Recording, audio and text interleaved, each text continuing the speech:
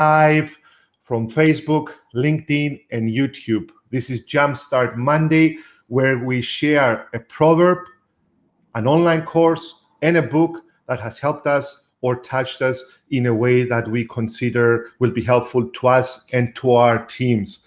If you are watching this live, drop a message here and feel free to share this episode so we can touch more people and help even more people.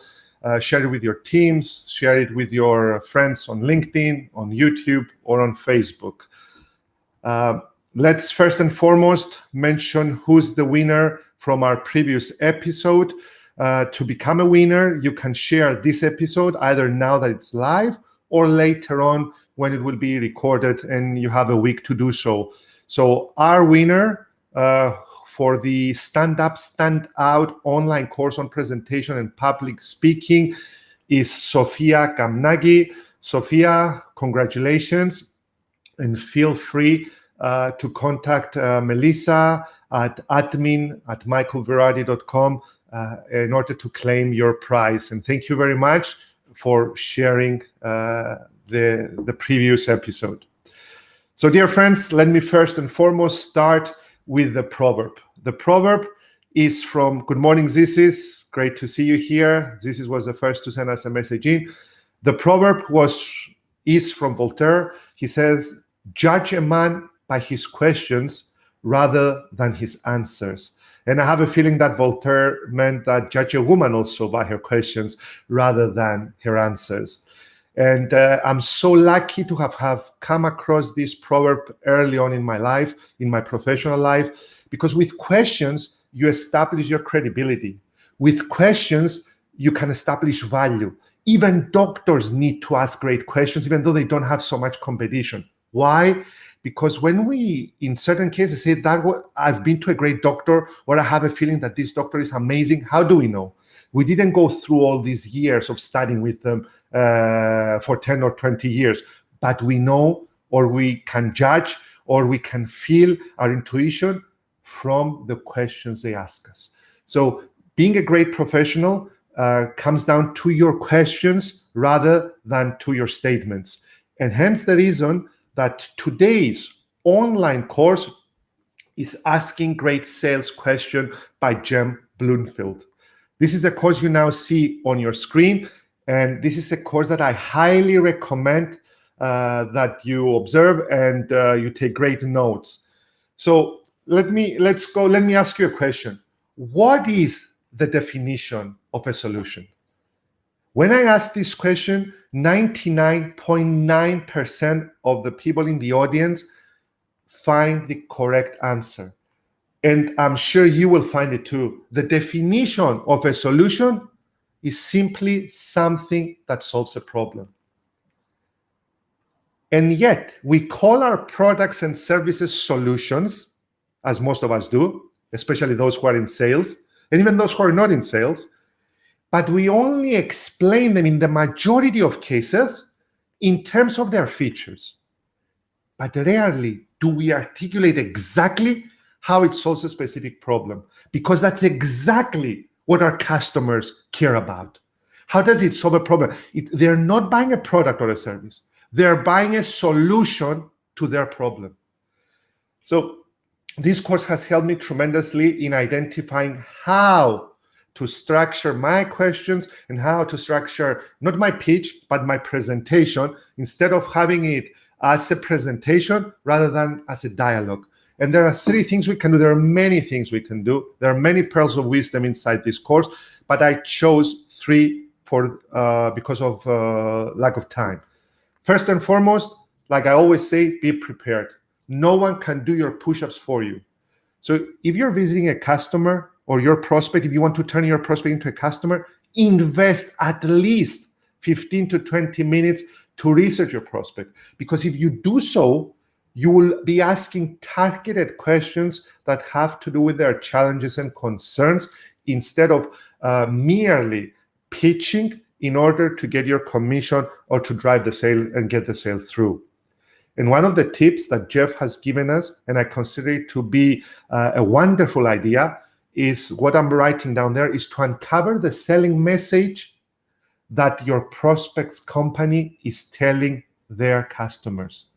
If you cover the selling message that your prospect company is telling their customers, it means that you can understand what their product is all about, what problems do they solve, and that's where you get in with your solution, not features, but with your solution in order to help that prospect drive their sales and increase their sales. So first and foremost, be prepared. The second thing, as you see now on your screen, know your customer's role.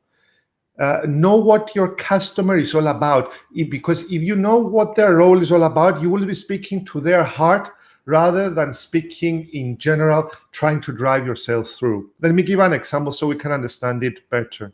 Let's say that our customer is a vice president of sales. So what do vice presidents of sales have in common? What are their concerns? What are their challenges? Across all industries, as you can see now, they have four main concerns: grow revenue, increase profitability, shorten the sales cycle, and develop a sales culture. So how would you lean in this case? Well, I would go like this. Mr. and Mrs. Customer, it has been my experience that most vice presidents of sales are focused on four critical success areas, and I will read each one of them: grow revenue, increase profitability, shorten the sales cycle, and develop a sales culture. A recent survey, and that's where you put a survey in to make them more gullible in order to show that you have done your research, by CEB, stated that 86% of business-to-business customers polled said that they couldn't really differentiate one supplier's product or service from the next. If your customers feel the same way, what implications does that have on the goals that I previously mentioned? And more importantly, which of those goals is most critical to your current strategy? In this way, you get the vice president of sales, you get your prospect to prioritize his or her concerns. So if he tells you that they want to shorten the sales cycle, so instead of taking 6 months to get a sale into 3 months, then that's where you mention where your product can help them and you offer it as a solution. But you need to get them to prioritize for you. You show that you understand their industry, which is common in most industries, especially the 4 things that I mentioned. But if it's not common, you do your research and then you ask and you let them guide you. Because, my dear friends, someone is a foe, in inverted commas, and until they become a friend, there is one thin line, and that line has to do with trust. You need to ask the right questions. You need to come into the meeting with your why. Why do you do what you do? Do you merely want to earn a commission, or do you believe in your products and services? Do you believe that you can offer a solution to their challenges and concerns? But to do so, you need to know what their challenges and concerns are. Which leads us to the third thing: how humans decide. And I was fortunate enough to study psychology. Thank God I did, because I studied also business. I don't remember anything about that. I learned that the hard way, but psychology, I do remember most of the things. And human beings operate from a default position of self-preservation. We operate to do 2 things: to avoid loss or to gain something. Research has shown, done by Nobel Prize winners, that people are twice as prone to avoid loss rather than to gain something. So if, for example, my customer is the HR department and I go in and I see a horrible culture riddled by turnover and employees who complain about everything, instead of coming to her or to him with training sessions, I come to them by understanding that they need to enhance their collaboration, their communication, and their cooperation between and across departments.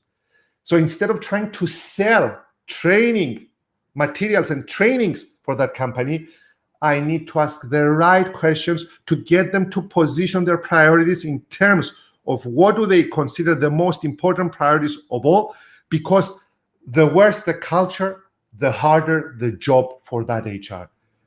So, my dear friends, in recapping what we've said, in order to ask the right questions, you need to be prepared. You need to know your prospect's role if you want to turn them into a customer.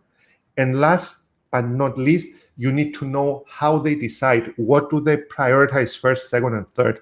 But to do so, don't walk in unprepared. You need to do your push-ups and you need to walk in prepared so you understand what their top 3 or 5 goals and objectives are as a company or as an individual or as a person, as a department head. And also you need to understand what their 3 to top challenges or problems are and how your solution, your product or service provides a corridor and a solution for them going into the future. So this leads us to our book of the day, which is The Trusted Advisor. I'm going to show you the cover also for you to know. And as the author says, the key to professional success is the ability to earn the trust and confidence of clients.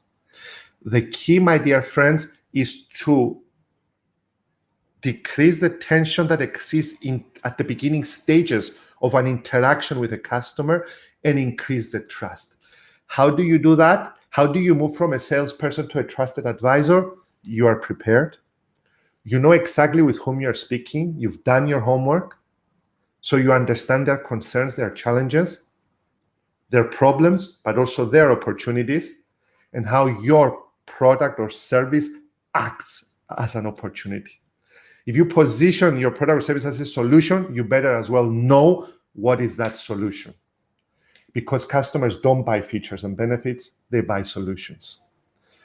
So this is it from me, my dear friends. If you have any comments, let's see some chats. Melissa, drop me some chats to see who's here. Sergio, good morning, my dearest friend. How are you doing? Ioanna Hadzi, happy week to the audience. Happy week to you as well. Alexandros Podobabas, good morning, my friend. Hope your week started well. Georgios Frosini is always here.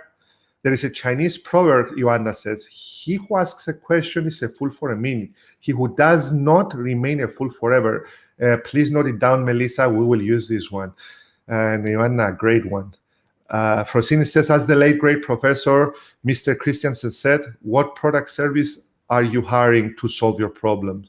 Exactly. What solutions are you hiring to solve your problem?